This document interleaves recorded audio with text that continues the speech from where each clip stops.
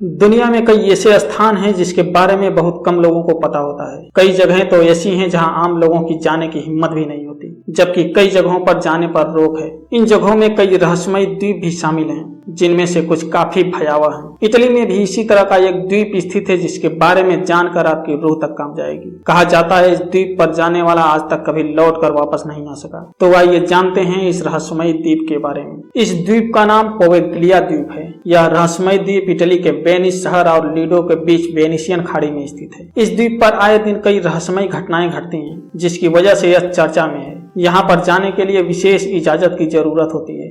बिना अनुमति के यहाँ कोई नहीं जा सकता।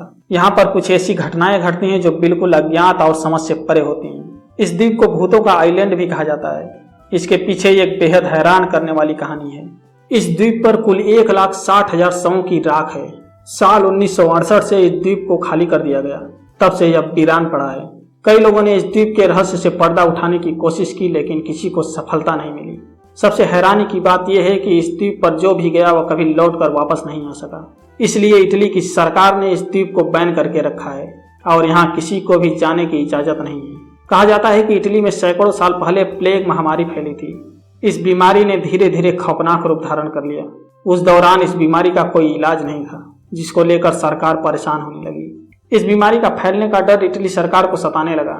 इस डर से इटली की सरकार ने लगभग 1,60,000 लोग जो इस द्वीप पर रह रहे थे उन्हें जिंदा जलवा दिया। इसके बाद यहाँ काला बुखार की बीमारी फैलने लगी। फिर सरकार ने निर्णय लिया कि इस काला बुखार से मरने वाले लोगों का भी शव इसी द्वीप में दफना दिया जाए। तब से स्थानीय लोग इस द्वीप को शापित मानते हैं। बताया जाता है कि जलाए गए लोगों की आत्माएं आज भी यहाँ भटकती हैं। कई लोग दावा करते हैं कि उन्होंने यहाँ आत्माएं देखी हैं। इस द्वीप पर अजीबोगरीब आवाजें भी सुनने का दावा किया जाता है। तब से पोवेग्लिया द्वीप अब किसी भी आगंतुक, चाहे वह स्थानीय हो या पर्यटक, सबके लिए अस्थायी रूप से बंद है। अब इस द्वीप को दुनिया की सबसे डरावनी जगहों में से एक के रूप में जानते हैं। यह द्वीप अब पूरी तरह से वीरान है। आसमान से बारिश, बिजली और ओलों का गिरना आम बात है। कभी कभी आपने बारिश में मछलियों के गिरने की भी खबरें पढ़ी और सुनी होंगी, लेकिन क्या आपने कभी किसी इलाके में मकड़ियों की बारिश के बारे में सुना है? अगर नहीं सुना तो आइए आपको लिए चलते हैं सैन फ्रांसिस्को की खाड़ी। इसके एक छोटे से इलाके में मकड़ियों की बारिश हुई है, जिसके बाद यहाँ के लोग हैरान हैं। यहाँ के स्थानीय लोगों ने सफेद मकड़ी का जाल आसमान से गिरते हुए देखा। इन जालों की संख्या काफी मात्रा में थी, जिनमें काफी सारे मकड़ी के बच्चे थे। ये जाले हर जगह नजर आ रहे थे। यहाँ के लोगों का कहना है कि यह जाले जमीन, झाड़ियों और बिजली के तारों के करीब हर जगह चिपके हैं। यह नज़ारे बेहद डरावने वाले हैं। उन लोगों का यह भी कहना है कि मकड़ी के जाले देखने में नकली नजर आते हैं, जैसे किसी ने हैलोवीन स्टोर से खरीदा हो। यह जाले छोटी मकड़ियों के साथ चिपचिपे और रेशमी लगते हैं, जिन्हें देखकर लोग डर रहे हैं। उन स्थानीय लोगों का कहना है कि ऐसा हमने पहले कभी नहीं देखा। जीव वैज्ञानिकों का कहना है कि ये जाले वो गुच्छे हैं जिनमें मकड़ी अपने बच्चों को रखती हैं। इन जालों में मकड़ी के बच्चों का जन्म हुआ था। वो वहां से दूर जाने के लिए इन जालों के सहारे घूमते हैं और हवा के सहारे एक स्थान से दूसरे स्थान पर पहुंच जाते हैं। यह एक तरह से स्पाइडर रेन मास बैलूनिंग की प्रक्रिया है, जहां मकड़ियों का एक झुंड दर्जनों जालों के साथ घूमता है और उड़ता नजर आता है। हवा के चलने से मकड़ियों को ऊंची सतह पर जाने में सहायता मिलती है। इस प्रक्रिया से मकड़ियां अपने निवास स्थान से सबसे ऊंची सतह पर रेंगती हैं और जालों को घुमाकर एक पैराशूट बना लेती हैं और आकाश मकड़ियों से भरा नजर आने लगता है। अगर जब कभी भी मौसम की स्थिति में बदलाव होता है तो यह मकड़ियां जमीन पर गिरने लगती हैं और ऐसा प्रतीत होता है कि मकड़ियों की बारिश हो रही है। हम सभी ने बचपन में गुरुत्वाकर्षण के नियम को पढ़ा होगा। इस नियम का प्रतिपादन न्यूटन ने किया था। इस नियम का आइडिया उनके ऊपर सेब गिरने से आया। उसके बाद उन्होंने सोचा कि हर चीज ऊपर से नीचे ही क्यों गिरती है। इसी को लेकर उन्होंने गुरुत्वाकर्षण के नियम का प्रतिपादन किया। लेकिन क्या आप जानते हैं, हमारी पृथ्वी पर कई ऐसी जगहें हैं जहां पर गुरुत्वाकर्षण काम नहीं करता। यहाँ अपने आप ही चीजें नीचे से ऊपर की ओर जाती हैं, जो इस नियम के विपरीत काम करते हैं। जिनमें से एक है भारत का magnetic hill. Magnetic hill Bharat के लद्दाख में श्रीनगर लेह राजमार्ग पर स्थित है। यहाँ की ये खासियत है कि इस पहाड़ी पर किसी गाड़ी को बंद करके न्यूट्रल में छोड़ दिया जाए तो गाड़ी ग्रेविटी का नियम न मानते हुए अपने आप ही पहाड़ी की ओर बढ़ने लगती है, अर्थात नीचे से ऊपर की ओर जाने लगती है। पहले यह प्रक्रिया धीरे धीरे हिलने से शुरू होती है, फिर गाड़ी की स्पीड 20 किलोमीटर प्रति घंटा की हो जाती है। यूनाइटेड स्टेट का हूवर बांध यूनाइटेड स्टेट का हूवर बांध दुनिया भर में प्रसिद्ध है। यहाँ पर लोग देश विदेश से घूमने व इसकी खूबसूरती देखने आते हैं।